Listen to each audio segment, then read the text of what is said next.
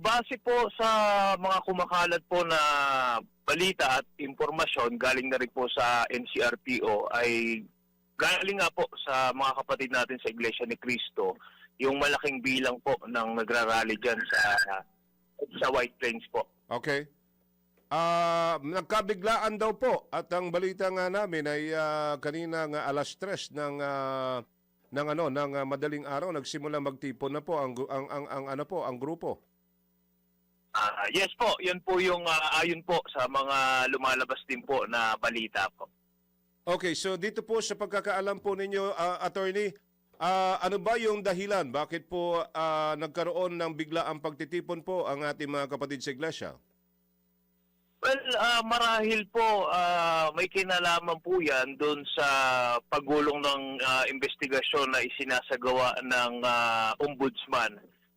Kung matatandaan po natin, inanunsyo po ni Ombudsman Boying Remulla na kakasuhan na nga ho si Senator Rodante Marcoleta. Marahil po ito pong rally na isinasagawa ay pagpapahayag po ng disgusto po ng kapatiran ng Iglesia ni Cristo sa gumugulong po na investigasyon. Mm-hmm. Dahil kung matatandaan po natin, matagal na hong sinabi ni Ombudsman Boying Remulla na hinug na yung mga kaso para nila Senator Chis Escudero at iba pa pong mga sangkot dyan. Pero una pa pong lalabas ang resolusyon ng ombudsman at magka-file na daw. Hello? Hello po. Hello?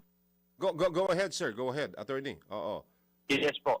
Yun po, tulad po na sinabi ko kanina, marahil ay pagpapakita ng Iglesia ni Cristo patungkol po sa gumugulong na investigasyon ng ombudsman. Dahil hindi naman po kaila sa atin na based on the previous interviews of Ombudsman Remulla, matagal niya na po Senator Joel Villanueva, Senator Chis Escudero at iba pa. Yeah. Pero ang binanggit niya po na mauunahang sampahan ng kaso sa Sandigan Bayan ay si Senator Rodante Marcoleta. Mm-hmm. So, maaari po, tignan po ito ng mga ibang selective justice po. Dahil bakit po nauna pa pong sampahan ng kaso yung isang tao, mas nauna pong nahinog yung dalawang kaso po. Aha. So ano sa tingin niyo ho ito? Parang meron bang pinoprotektahan, kinikilingan, ano ba? Meron hong Well, Go ahead, attorney. Your guess is as good as mine. Aha. Okay.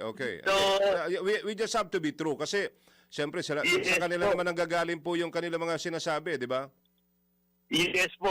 And apparently, yun nga po, babalik tayo doon sa sinabi niya na matagal na hong hinug ang kaso. Oh. Pero mukhang hindi po nila tinuloy yung pagsasampa ng kaso dahil nga po lumipat na po sa mayorya, yung dalawang senador na yun. So, yung timing po, kaduda-duda po talaga.